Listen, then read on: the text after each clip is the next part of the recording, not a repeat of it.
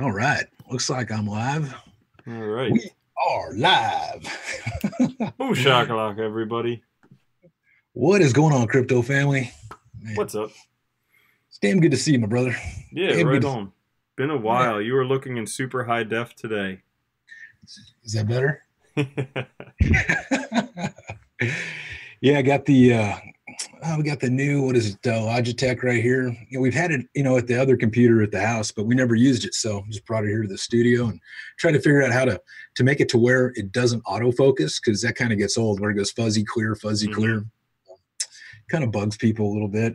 But yeah, man. So how was your Thanksgiving? What'd you do? You eat a bunch of burritos and tacos and pizza, or you have some turkey, or what?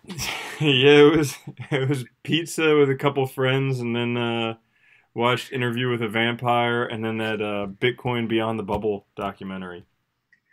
Bitcoin Beyond the Bubble. Right Yeah, on, man. not a bad documentary. How was yours? It was great. We just kicked it over at my brother's house, had some family over, and because it seems like in Thanksgiving, we have like multiple different ones. So, we own businesses, so we have different Christmas parties for the different companies, and then we have like a friendsgiving where we invite like everybody, and we just pack the house, and then we have Thanksgiving. And so by the time Black Friday rolls around, like today, I feel like I'm about 19 months pregnant. I've had all the turkey I can eat. I was gonna say you're glowing. It's probably the cranberry sauce.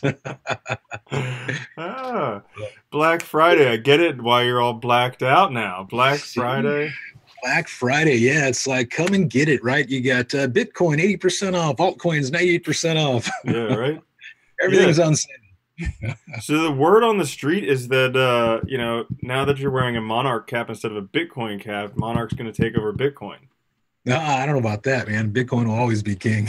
Uh, But yeah, actually, the kid, he made up a couple of these. He made up a gray one and a black one, and then people liked them so much, so I ordered a bunch, and I'm going to start giving some away. But we're not going to be, selling them or anything like that. We'll just give them away. Is everything all right? So, got my kid here. He's adjusting the volumes. Is everything? Can everybody hear me okay on the other side? Everything good? Cool. All right. I can hear you. I Awesome. can hear you. Yeah. So So Black Friday. big news about Monarch today, huh?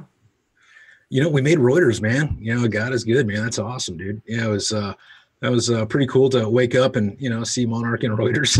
That's pretty awesome. Yeah. Yeah, that was pretty cool. Yeah. Basically talking about all the different things that we're bringing to market and stuff like that. So that's pretty exciting. Pretty exciting. But yeah, I mean, a lot of people, they've been asking what's going on with the market, right? Everybody's just like freaking out. What's going out? What's going on?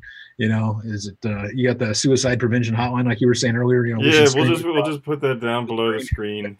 1-800 don't do it. Yeah, I mean it's brutal out there. It's one of those things that earlier in the year, man, I thought by the end of this year it would pick up a little bit, and we'd be taking off, and I'd predicted like a $28,000 Bitcoin, and I hmm ran it hit 24,000, but not here in the U.S., man. It with backing out, and with Fidelity probably not going to come in this year, and ETF not coming in this year, hmm that institutional money we need looks like it might not be till next year before we Yeah. see Bitcoin start going up.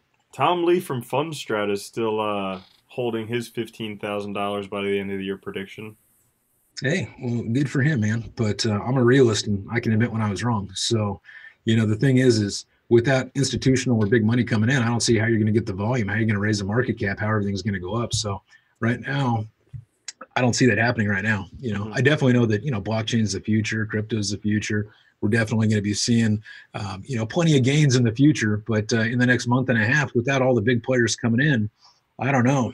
And hmm then I was seeing all these huge orders for like 300,000 Bitcoin coming across my email, coming across my desk, over the counter stuff, trying to sell.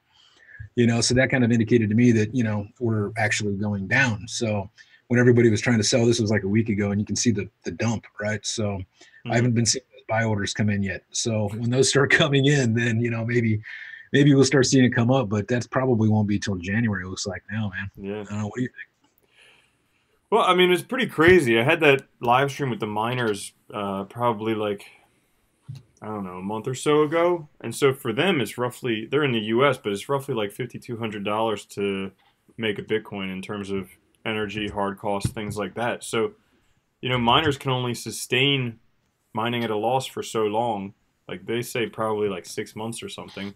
And what else? Yeah, so there's that coming up. Plus the mining difficulty. So like miners are already dropping out, shutting down their machines. Gigawatt just the other day got they went bankrupt, like somewhere between 10 and 72 million dollars. Yeah, they just amended the paperwork this morning or yesterday, I think. Mm-hmm. Yeah, they're like, oh, 50,000. Oh no, wait, 50 million. yeah. I think they only had like $50,000 of assets, and they owed 50 million. How you can do that stuff? That just boggles my mind. Yeah, they're like, oh, it was a mistake when we filled out the paperwork, right? So basically, what you're admitting, you were just a scam, and you only had $50,000 worth of, basically miners and stuff like that, and you're out there, charging, millions and millions of dollars. So yeah, there's, this market.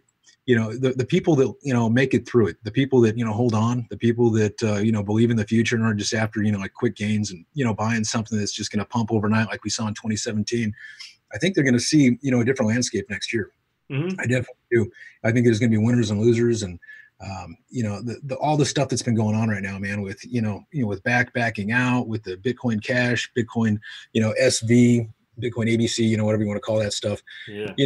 That to me just, makes me like, just not that I was ever a fan of the projects, but and I know that a lot of people lost money and that's awful, but I spent over a month with Monarch integrating Bitcoin Cash into the wallet, and we were getting ready to release it, and then they announced that fork, and I'm like, hold on a second, guys, this is going to be bad, so let's not support it until it's done and we see where the dust settles. We know which way to go, because the last thing I want to do is put this on the wallet, a bunch of people deposit into it, and then we have no way to figure out this coin fiasco. So this whole Bitcoin Cash thing, it's obviously horrible for the market. It's horrible for confidence in blockchain, for cryptos, all that kind of stuff. You can plainly see that fake Toshi is not Satoshi.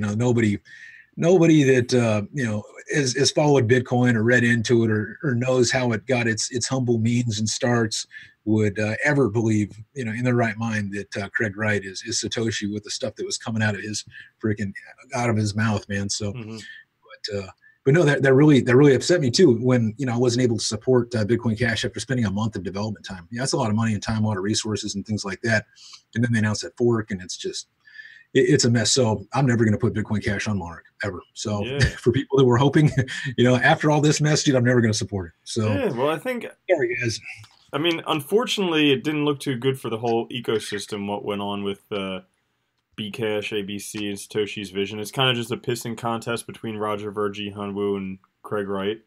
But on the other hand, now we have Bitcoin and then the altcoins, ABC and Satoshi's vision. So I don't think they'll ever be compared. Like, I know for a long time, Bcash they were trying to convince people that was Bitcoin, but I think now they've just, shot themselves in the foot. They've plexico burst themselves, as we used to say a few years ago.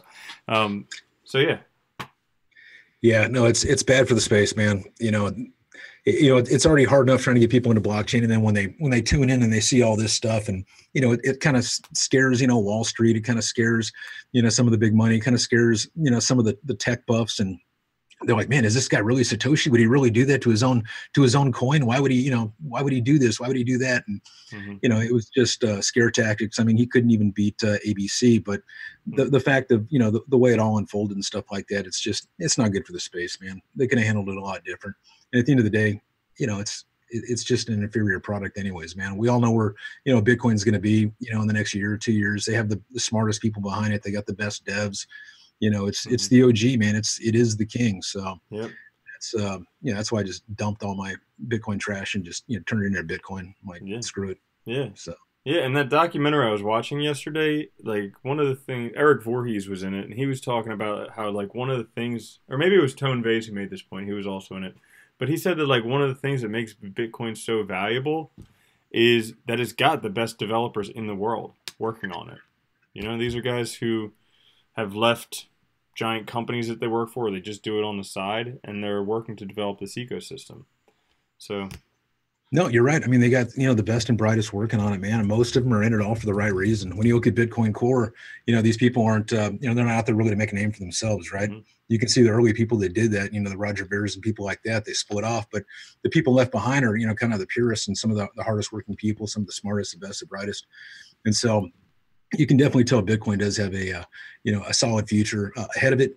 If people are looking for, the price of it, where it's going to be in the next couple months, they may be, a little disappointed, but, Yeah. But you know what? You know what? If you rewind it back to December when Bitcoin was like 18 grand, and you said, "Hey, you know what? Just hang on. You'll be able to buy it at 4 grand." People would be like, "No fucking way. That's never happening. Not a chance. If it goes down to 4 grand, I will sell my house and put everything into it." So, I mean, you gotta, even though it sucks right now, and like, again, suicide prevention hotline number, but even though it sucks right now, it is still a good opportunity. Like, if you believe in it, if you, not financial advice, but yeah, I mean, the price is low. Yeah, no, there's, it may go lower. I don't want to say this is the bottom, right? Because who knows? There's really no good news coming in right now. It seems to me like when I start seeing the sell orders come through, that's when you're going to start seeing, when you start seeing the buy orders come through, and we're going to start seeing, some more good news start coming in. And I don't think we're going to see that probably now until, probably January, something like that. We have the ETF, we have Fidelity, we have Backed, all that stuff. Well, but what about, like, usually in January, what is it? Chinese New Year affects everything. So yeah. I don't know. Yeah. I heard that there's a convention in Cincinnati in February that's really going to kick off the beginning of the bull run. It might just do that. Good old Chainwise. Yeah, Chainwise. $20 a ticket. You can't beat that for a Bitcoin conference. That's all I got to say. You can't, man. I mean, when I was looking at it was a CoinDesk consensus one right now that's going on, or it's going on maybe Monday or Tuesday. It's like $1,500 a ticket, man. So that is expensive, very, very expensive. But I guess they're probably catering to a different audience there in New York. But yeah, we definitely need, to get more people into crypto, and we definitely need affordable ticket prices and things like that can do that. So what Crow is doing is really, really cool. Mm-hmm. But, yeah, I did see recently that Ethereum I forget what it's called, but they're planning to go from proof of work to proof of stake. You only need 32 ETH to stake, and so it's under 5 grand. It's like kind of affordable for many people, which is pretty cool. No, you're right. Yeah, but they're talking about June of 2019, basically when the new Ethereum fork will happen, and basically be able to stake with So that is exciting. That's a lot more affordable than what it was not too long ago when it would have been like 60 grand. Yeah, definitely. Yep. No, I just look forward to the days, man, when we'll be able to use, our crypto for everyday commerce. You know what I mean? That's going to be sweet. As long as there was some wallet that made it easy to like connect to our bank accounts where we could do reoccurring payments, and it held all these cryptos. Yeah. You should get on top of that because you're into like businesses and stuff, right?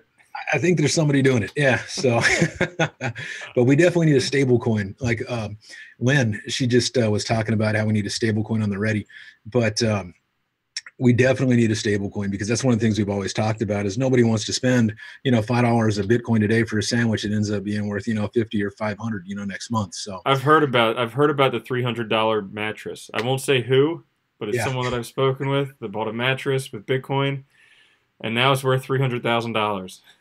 Yeah. See, nobody wants to do that. I mean, I've got a buddy that, bought his wife's wedding ring, with Bitcoin. Needless to say, it's worth millions and millions and millions of dollars now. And just like their house that they bought with Bitcoin, it's worth like freaking billions of dollars. Yeah. But, I mean, without people doing that, there would be Bitcoin wouldn't be used, and it wouldn't be as valuable as it is today. Like, without somebody buying a pizza for 10,000 Bitcoin, it wouldn't be worth, 4 grand today. Right. No, you're right. But we need more people to start, accepting stable coins and things like that too. So yeah. Oh yeah, definitely. I did. Oh, there is something. What was it? The Nouriel Roubini, who's like the big crypto troll. He says that central bank digital currencies will destroy Bitcoin and other worthless cryptocurrencies. And they talk about this in that Bitcoin Beyond the Bubble documentary, which is on YouTube, so anyone can watch it for free. But it is, well, I don't know. What do you think? No. Now, I mean, you look at Bitcoin. Simple answer. In a word, no. The central banks from the start. I mean, Bank of England. You go back to, you got what? Prostitution, politics, and banks. Those are the three oldest professions, right? So yeah. Well, I don't like politics and banks, but Well, there you go. Well, prostitutes was the first, the first profession ever, yeah. right? So bankers was like number three. So you know that they're always going to be there. You know that these guys are super smart. They're adapting. A lot of the manipulation we're seeing right now in the market, man, is due to a lot of these big, bankers of sorts. And don't think for a second they're not going to come out with their own cryptocurrency. They will. Mm-hmm. And so there'll always be rivals to it, but don't think for a second they're not going to introduce one of their own. And it will be crypto. It will be one that is, taken by everybody. It's going to be like the U.S. dollar, but it's going to be put out there by central banks. It will happen for sure. We're naive and we're fooling ourselves if we think that it won't. But there's still going to be, other currencies out there. We're not going to have one currency rule the world. Like we've seen with the U.S. dollar. The borders are changing. The entire global atmosphere is changing as far as what people want out of currencies, and people are tired of maybe the US dollar controlling everything. And so it's just a matter of time before we see this cryptocurrency that they're going to unveil that is going to end up being mass adopted by banks. Don't think for a second things like Ripple won't survive and things like that, because there'll have to be multiple different types of currencies. But there definitely will be a banker's coin, a true banker's coin. People say Ripple's that right now, but it's not, because Ripple controls it. Wait till the central banks have one of their own. And you know what? The thing about Ripple being centralized is kind of like Napster. It can be taken down. Like if governments don't want it, boom, gone. But Bitcoin, you can't do that.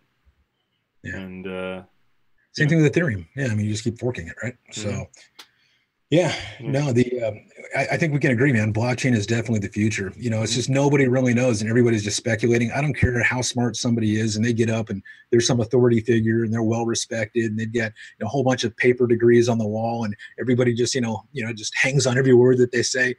They don't even know. All right, nobody knows, but we definitely know blockchain is the future. We don't know exactly what projects are going to be around tomorrow.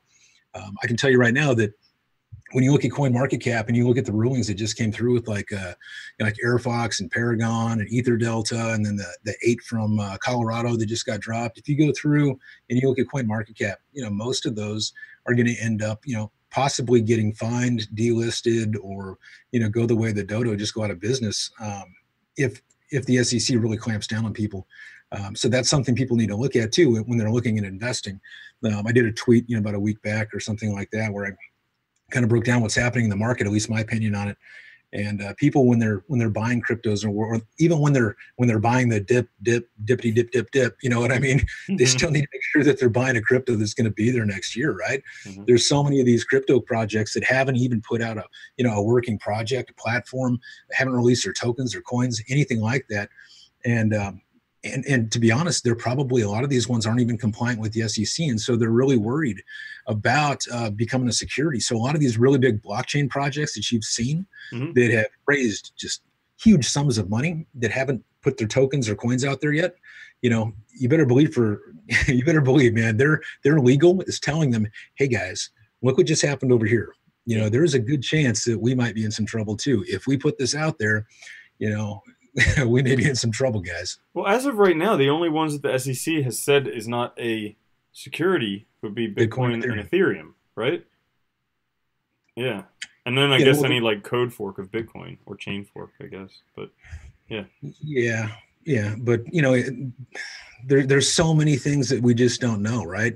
It's what we don't know that we don't know. And so it's like, if somebody holds a big, huge bag of those tokens or coins from one of those forks, is it owned by that person, right? Because I mean, if he has a bunch of the tokens, or that team does, even though they say it's decentralized, but they own a big bag of it, will it pass the Howey test? And does the Howey test even matter anymore? No, because that was like 1960s in Florida or something like that.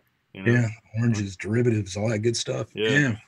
Crazy. But Yeah, there's, it's going to be interesting to see how much things change, next year, and what happens to a lot of these crypto projects that we know, and we had high hopes for and stuff like that. So, not to be doom and gloom. There's going to be a lot that survive, but they need to take steps now, I think, to register securities if they have any kind of doubt whatsoever. I mean, that's why, like, with Monarch, I confused people in the beginning. Like, when we came out with this thing, we confused them. They're like, hold on a second, you got two tokens? I'm like, yeah, we got a security token, and then we got a utility token. We got our broker dealer license, and we register in every single state. Why? Because we want to be SEC compliant. We don't want to try to find a loophole that they're just going to close and squeeze everybody that's ever believed in us, and hurt them. So, there's so many projects out there that just say, oh, we'll stay offshore. We're a true utility. We're a currency. It's like, yeah, that's cool and all, man. But if the SEC says you're not, then you're not. And we don't know exactly when they're going to do that. But you can see that they're starting to, come down on people a little bit. So you can see it. Yeah, a lot. Now, on Monarch, you got Ripple and Stellar. And a lot of people in the comments are asking about them. So what do you think about those projects? Because you probably know a bit more than most. So I'm a fan of both. You can hate me for liking Ripple. I think it has a place. It's just like cars, right? It's like, you've got your Lamborghinis, you've got your Nissans, you've got your electric cars, whatever. You need one for everybody. Jed McCaleb is the guy that created, Mt. Gox. He's the one that created, basically Ripple. It was a guy named Fuggle or something like that started. Then Jed came on. Jed got into it with, the board there. He left, took, basically his code with him, created, Stellar Lumens. Basically, he wanted a more decentralized platform with Stellar, and he saw inherent, problems with the structure, at least in his viewpoint, with Ripple. And so you've kind of got two worlds here. You've got, his protocol, that's fast and speedy, kind of like for institutions with Ripple, that they do have the ability to control. I mean, there's like 37,000 missing blocks from it that if you look at their ledger, you can't find them. So that's a red flag. There's some other things that he mentioned in the past, but when you look at Stellar, they're going more decentralized. They're both super fast. They're both super quick. As far as transactions, and then the fees are low. They're both doing great things with partnerships and getting support. They both have big communities. So I support them both, really, because it works. It's two use cases in blockchain and cryptocurrencies that can actually benefit the world. So when I put them on the wallet, it was because they're quick and easy, right? And they're cheap. Where with Ethereum and stuff like that, you've got to pay for all these gas fees, and you got all these network issues all the time, and you've got kind of these bottlenecks, and if you have ICOs, everything slows down. And so I wanted to give them something that was quick and cheap. And so those fit the bill. Both of them do. But again, you got one for bankers of sorts, and then you got one for the people of sorts, both created by the same guy. And then Ripple, of course, has been adding on to Jed's languages over the past, years or whatever. But Ripple's been around for a long time. A lot of people think they're just, a flash in the pan, but they were pre-Bitcoin. So a lot of people don't know that. They've been around since like 2004. So long, long time. These guys have been at it. So, I wouldn't count these guys out or down. And again, some people don't like the centralized portion of Ripple, but you can see if you go decentralized like Bitcoin Cash, SV, ABC, whatever, does that really help any of us? And that's supposedly decentralized when they can go and just manipulate the code and put a centralized, spot in it. I'm one of those guys that thinks you need a mix of both. So you need something that is decentralized and something that's centralized, because we need customer service. I don't know if anybody's ever tried to, get their Bitcoin back, but if you send it to the wrong place, guess what? You're screwed. You lose your keys, you're screwed. Yeah, you can get somebody that comes over and tries to read your mind or something, or pull back, random memories of when the last time you looked at the private key, and maybe they'll spark some kind of, memory relapse, and you'll be able to remember what your private key is, but you're screwed. If there's a centralized aspect to where you still control your private key and seed, but there's a customer service hotline that can kind of help a source, I think people are going to need that, because, when you look at just downloading like a decentralized wallet, and you look at people nowadays try to do that, it's above most of their heads, right? There's no way we're ever going to get mass adoption in crypto in the current state that we're in. It just won't happen. We got to make it easier. So I've got a big thing that we're doing this year that will hopefully, help with that. But again, it's going to take way more than me to do that. All I can do is just my little part. And we need to dumb blockchain down. We need to make it like Facebook simple. You just hit the thumbs up button. It works. Like I've always said, you don't have to know how it works or why it works.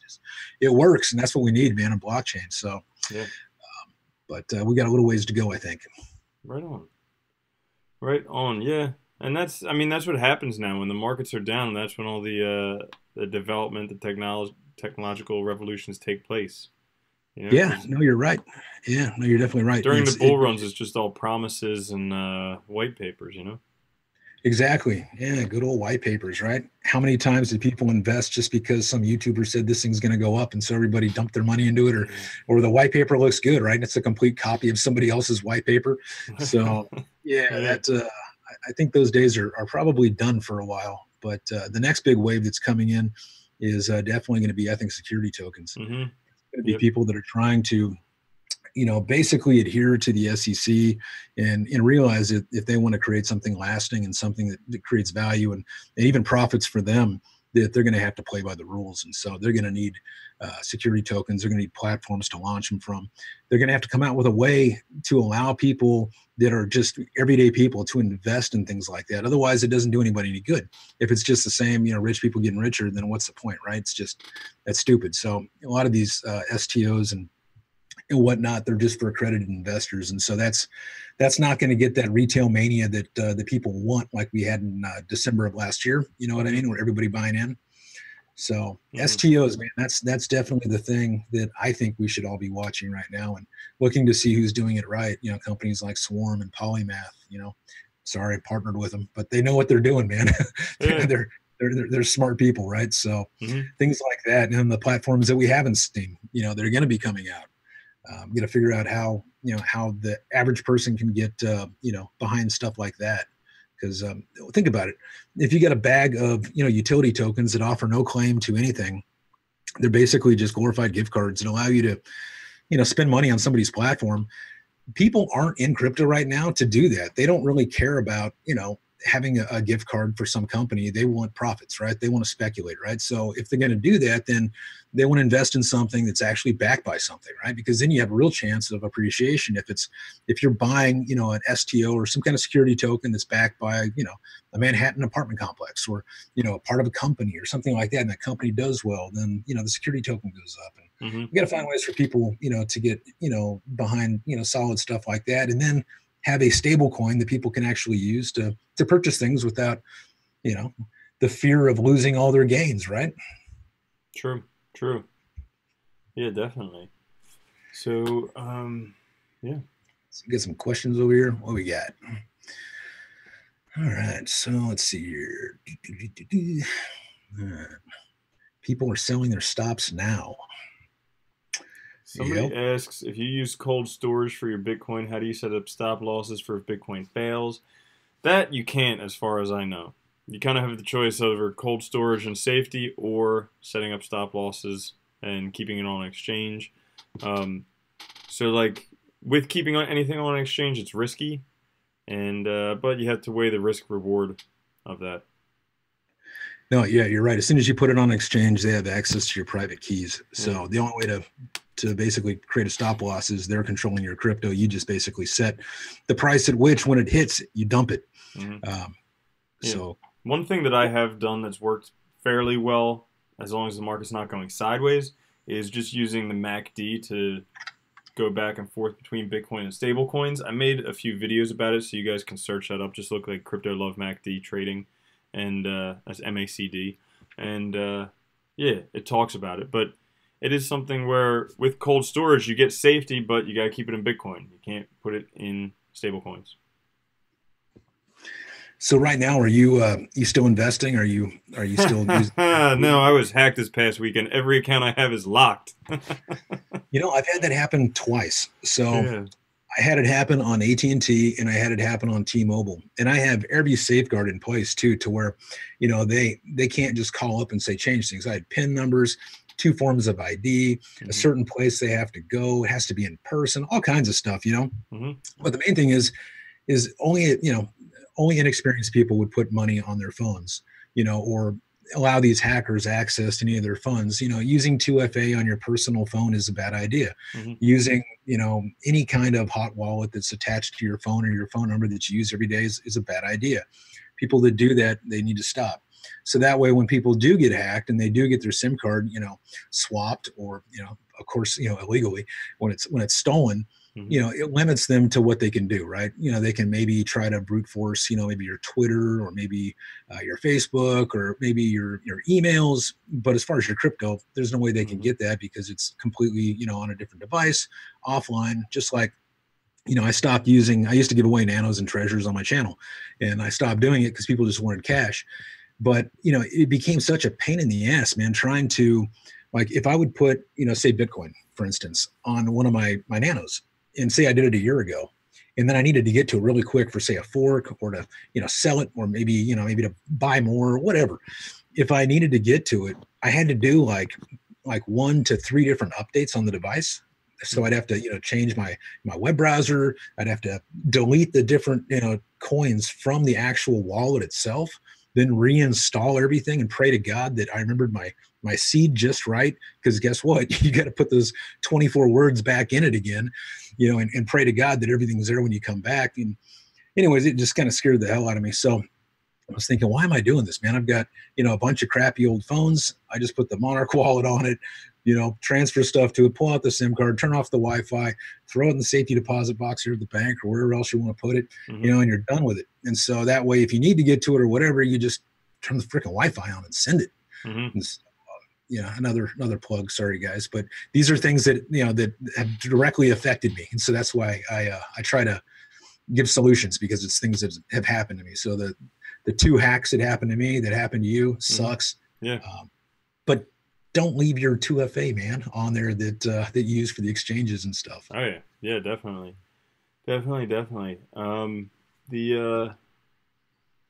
Someone asked, when's the next crypto meetup? So down in South Florida, we do one. We're doing it twice a month now. So it's coming up this coming Wednesday at Glitch Bar in Fort Lauderdale. So come meet up, drink, have a fun time. That'll be good. Yeah. I'll have to make it out there for one of these, especially like when I'm in the Bahamas. It's not that far. So yeah, that would be cool. It's a fun video game bar.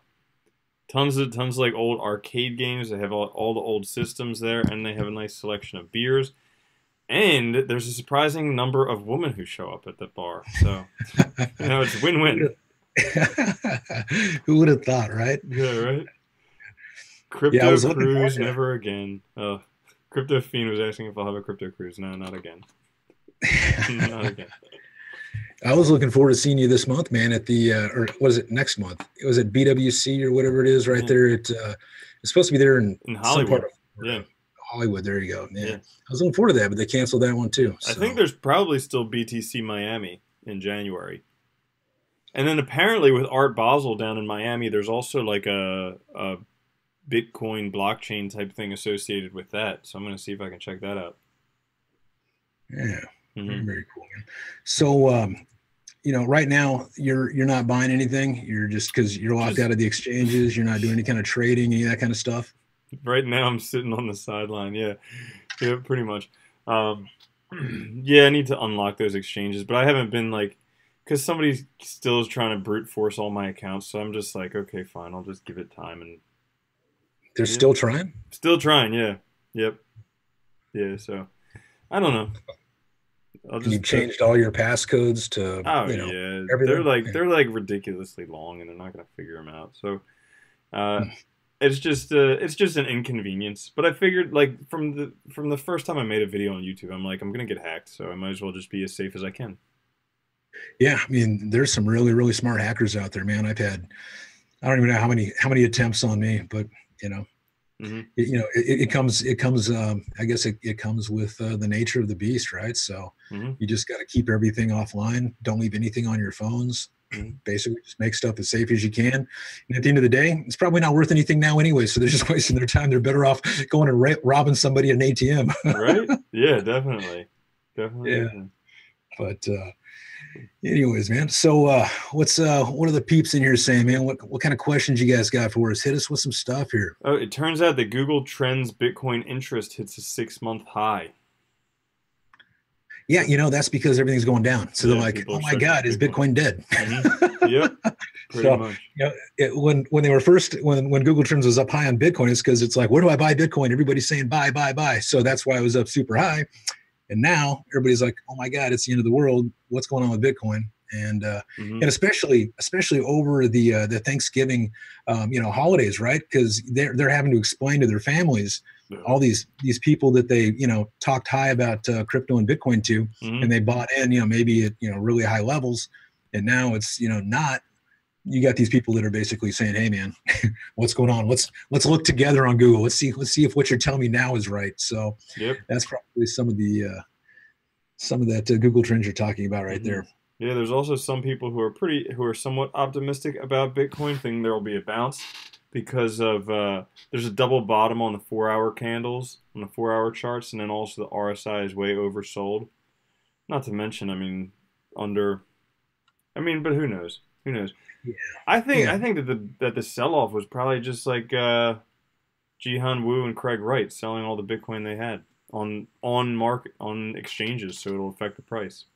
Maybe, but there was a lot of stuff behind the scenes that was going on. Like I said, man, when I was getting, these sell orders for 300,000 Bitcoin, I knew something bad was coming. So it's like, there's more to it than that. And I think it's backed. I think that, it has something to do with that. I think people knew that they were going to postpone. And so people kind of dumped. Obviously, I think Bitcoin Cash, didn't help the situation. I think it scared, Wall Street a little bit for sure. Mm-hmm. But, especially when they're saying we're going to take down Bitcoin, it's like, you're insane. There's no way you can do that. There's no way you're Satoshi. You're only saying this just to gain fear. Or maybe he knows who the real Satoshi is and that guy can't say anything, right? Maybe the real Satoshi's dead, right? Who knows? Ooh, yeah. Or maybe he's like a mute with like chicken nuggets instead of fingers, so he can't type and he can't talk. Yeah. Man, imagine the memes. Yeah. Patoshi. Feel like a potato, right? She'll call him Patoshi. Right? Yeah. But no, I really think that what we're seeing right now, man, is the delay of backed, because everybody had, high hopes for it, because we didn't get the ETF. So, if people knew ahead of time that backed wasn't going to come in, then that would make sense for why people were dumping Bitcoin. And then, maybe in January when they come back, or when backed comes back, maybe we'll see the price, bounce up there. But the market as a whole has a long way to go. SEC scared the hell out of everybody when they hit Ether Delta, because that right there alone basically says no decentralized exchange is safe if you're dealing in the U.S. And then they went and hit Paragon and AirFox, and Colorado hit those 8. It's like that right there just put tremors through all these people, right? So and rightfully so.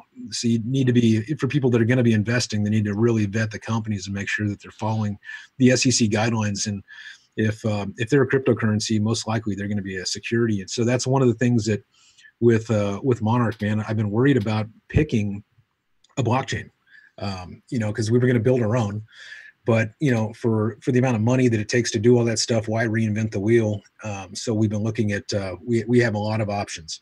But I'm scared. I'm really scared to pick one that is just trying to be a sole utility, because what happens if we build on it and then they go out, or SEC comes in, or so I'm having to look at this from different angles, and that scares people. But if that going in now, it won't be that big of a surprise next year when the SEC really starts coming down on people. So even blockchain projects, man, I'm really worried about.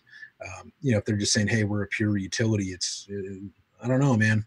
If you look at these rulings, I don't know. I think there's going to be a lot of people that aren't so safe in the project side of things. Yeah, it's going to be a fun couple of years, definitely. Yeah, but we all know what's going. And the best part is we still get to see by like 2020, 2021 if John McAfee has to eat his own, what. Yeah. So, that's like the cherry on top. He's going to pull a PewDiePie, man. You remember PewDiePie when he basically said he would delete his account once he hit so many subscribers or whatever, and then he went and deleted a fake account. So McAfee's going to eat like a freaking fake wiener or something. A little cocktail weenie. He took this guy. He's extremely smart. McAfee is. He's a marketing genius, but more so, he is an actually really smart guy that really knows how to play the media, really knows how to get his name out there, and, you know, basically get people's attention. And so, you know, when that day comes, if it does, it's going to be, he'll turn it into a joke like PewDiePie did. That's what I think he'll do. But well, that's if it's knows? not $1 million by then. Yeah, because that's also a possibility. Yeah, it very well could be, right? I mean, all you have to do is look at things like, if you look at the cryptocurrency market as a whole, right? We had FANG, right? With Facebook and all those guys, Amazon, over like just the past few months, they've lost $1 trillion, man, in market share, right? In their stock prices, $1 trillion just in the past few months. That's like a 25 or 30%, you know, loss on those stocks. That's more than 4x, 5x our freaking entire, you know, cryptocurrency market cap. So it is not very hard to see the market cap 75xing with 1% of the population coming in. So these $1 million projections, $200,000 projections, you know, they're not that far fetched. It totally could happen. Like people that hold on, it totally could happen. You just need like 1% adoption. And it really could happen. So, you know, there's a lot of stuff to be excited for. Maybe not this month, right? But, you know, you just have, it's one of those things that's like, you know, just, you know, kind of stick with it. Make sure you're in the right spots. Make sure you're in the right projects. Stick with it. And, you know, you'll be happy you did one day, right? So, you know, if you look back at Amazon, when it first came out, it hit $75, hit $5. Now it's like, I don't know, $1,200 or something. It's like there was periods, man, where it was bleak. And, you know, some of that right now is happening. It's bleak, but we all know where this is going. And so people just need to kind of remember that. You just have to remember where we're going, because we can't go to much the moon. Further. Yeah, exactly, man. Because we can't go much further down. I mean, you know, I mean, sure, we can go a little bit, but you know what I mean? It's like as soon as we do, people are going to start buying more and push it up. So I don't know what the floor is going to be for people that have asked. You know, people have said $3,000. I mean, hey, you know what, man? It could, but it's not going to stay there. You know, and if people panic sell and, you know, just all they're doing is basically giving their crypto to, you know, to more whales. Because if you look at the top Bitcoin addresses, they're in accumulation mode. You know, look and see who's selling, man. You know, it's the exchanges. That's about it. You know, these big, huge whales, man, that have all these Bitcoin, they're not selling, man. They're buying more.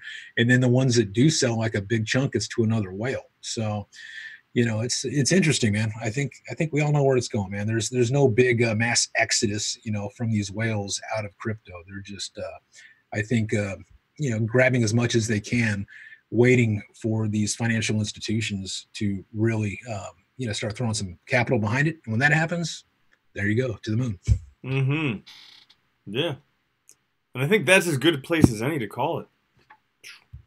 To the moon? Yeah, to the moon. To the moon. It's not as bad as it feels. Yeah, so Crypto Nugs has bottom 1K. Well, who knows? Possible. There is a very hard bottom at 0. I know that for a fact. There's a very hard bottom there. But I don't think it'll get down there. That's funny. IOST. Yep. Good old Jimmy. So I got Morgan David. Are you watching IOST? You know, I haven't watched Jimmy's project in a minute, man. Is there something going on, Morgan? What do I need to know? They got a really smart team. Yeah, Jimmy's great, man. You know, I like him. Yeah, a lot of all-stars on the team. They're not like in any hurry to produce something. They're trying to produce something really good. So, yeah. Yeah, Crypto Terp is asking us what projects are we most bullish on. Crypto Terp. Yo, turns out I thought about you last night when I was watching Interview with the Vampire because the dude's name is Armand. Almost like Armando. Yeah. See that, Terp? Yeah. That's funny. But yeah, so he's asking what are we most bullish on, excluding, you know, Bitcoin, Ethereum, and anything you're personally connected to. We know they rock. All right, so things that I'm not personally connected to. Well, I think that blockchain companies that are based outside of the United States might be okay. But again, as soon as their tokens start touching U.S. residents, that might be an issue for them, right? They might get kicked off exchanges, things like that. But anything with a really solid team, really solid vision, solid backing, solid marketing, all that kind of stuff. But, you know, of course, you know, Ripple, Stellar, those ones I think are as safe as I can think of that are still have a low entry to market that has potential for, big growth once adoption happens. Those ones, I think, are okay. But what about you, man? Which ones are you thinking? I am thinking love Monero, definitely. You're not worried about the exchanges, kicking off privacy coins like that? Yeah, because Monero has a community that doesn't rely upon exchanges, and they can go buy some on like localmonero.com, and really it's used by a community that just respects their privacy more than anything else. So that one, also Ravencoin, I think, could be beneficial with security tokens coming out in the future. So those are a couple out of the. Isn't that Overstock's team that built it? They've put a lot of money and development into it, but I believe it's like a separate development community. They're just like under the umbrella of the Overstock. Gotcha. I interviewed the founders of Dusk Network. A lot of the community had been asking me to do it. I noticed a lot of people out there had been already covering it, but they're kind of like the Monero with regulatory compliance. So they're going to be an interesting one to watch. They're not live. Monero you can use today. Monero and Fluffy Pony, all those guys, man, they're smart dudes, man. The stuff works. It's the best privacy coin. And like 9 out of 10 Bitcoin OGs are in Monero. So that's what I look at, Yeah, for sure. They're Monero's kind of doing what the original vision of Bitcoin was. Monero is Satoshi's vision. Once Bitcoin actually implements, the privacy layer to it too. So that there's going to be that as well, right? That could be pretty cool. Yeah, very, very cool, man. So what else we got here? We got Dragon Chain back because of Disney. Your thoughts? So yeah, my buddy Gary's always pushing Dragon Chain to me. I know the founder a little bit. So they have a lot of good things going for them. They just need to execute, right? So they got a lot of good stuff. They just got to execute like all these other projects. Yeah, Elastos is one that a lot of people are asking about, the whole decentralized internet.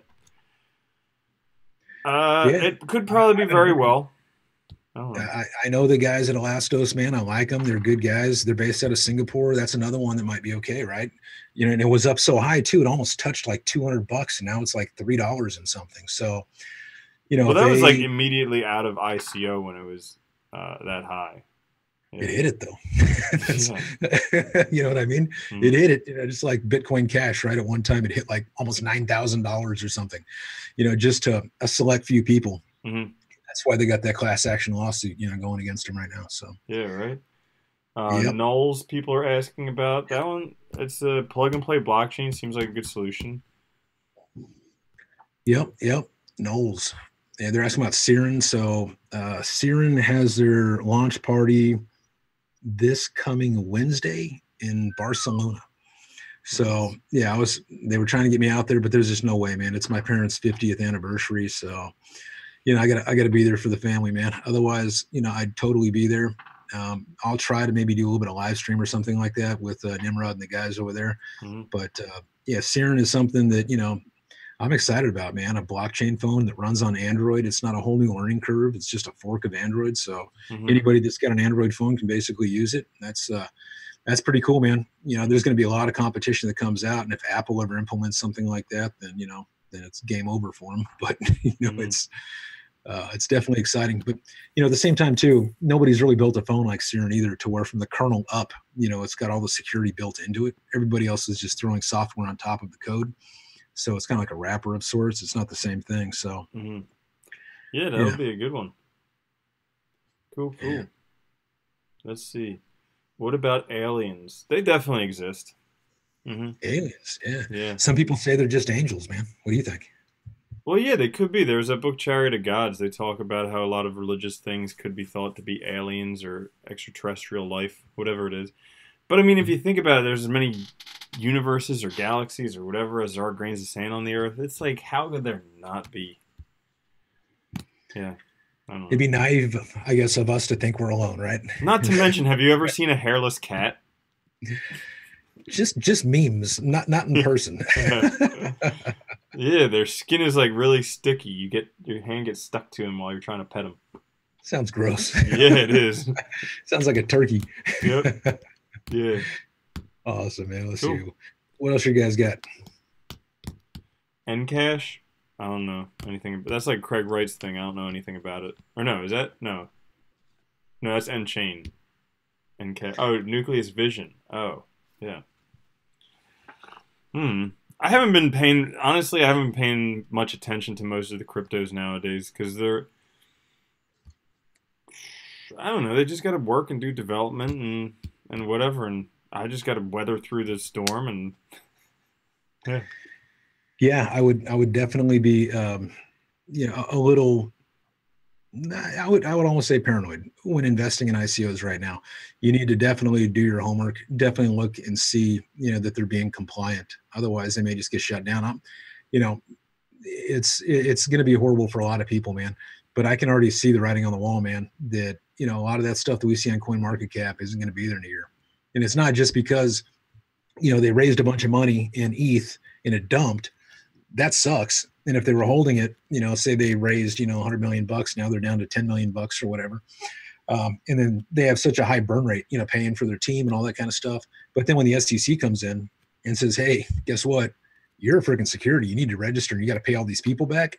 You're going to see just bankruptcies like crazy. It's going to be pretty awful. That's going to definitely happen on a lot of projects, I think, anyways. It's just my opinion. Mm-hmm. So definitely need to be looking at You think that'll happen at EOS? Dude, that is like the perfect case for it. Like, I mean, $4 billion, right? I mean, you have the developers out of Virginia. You have them, basically with their entity out of the Caymans. You've got them, basically crashing the Ethereum market, essentially. I mean, they took $4 billion freaking dollars. They created the code, and then they let the, basically the people launch it. So I understand why he did that. He did that to basically, it takes, the legal responsibility off at a level, because if he was to put it out there, then, he'd be kind of, responsible for it. Just like with EtherDelta, you create the software and then you put it out there, you're responsible for it. So he creates the software and then lets the public launch it. But they've got Block One doing the patches and being able to work on it, and they charge people money for things, if I'm reading right. So I definitely think they could seriously have an issue with the SEC. And there's a lot of people out there that are probably upset, man. They did a year-long ICO, and dude, if you saw, they brought in the Ethereum, then they dumped it. They dumped it. Oh, yeah. They're not holding it. There's like nothing in their bags. They don't have ETH bags anymore. So maybe some of the people there do. I don't know. But as far as the entity itself, it appeared that the contract address where all the Ethereum was going to is completely depleted. So yep. That means and then they dumped it to invest in other projects, not to put into the EOS ecosystem. So that's pretty crazy. Yeah. Good old was it DNA? So you've got EOS, you've got Block One, and you got DNA, and those are all three of them. Kind of the trifecta of sorts of this. Of that storm, we're basically all connected to the EOS ICO, and with some of the same people behind it. So yeah, Brock Pierce definitely has a legacy of questionable things behind him. Allegedly, but like Block One with the EOS stuff, Tether and Bitfinex, and the child picture stuff.